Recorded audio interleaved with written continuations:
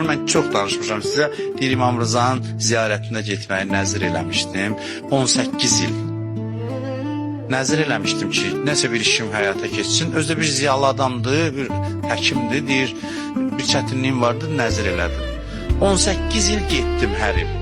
Novruz bayramında. Getdim Məşədə İmam Rıza'nın ziyarətinə. 18 il bitdi, 19-cu ildir da nəzirim götürülüb də boynumdan. Dün də getmərəm bu il. Getmərəm deyir, elə həmin ərəfədə yatdım, İmam Rıza yuxuma gəldi.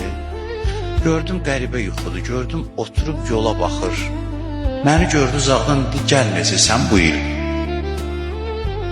Deyir ki, dəli oldum da yuxuda. Dəli oldum, dedim ağa gələcəm.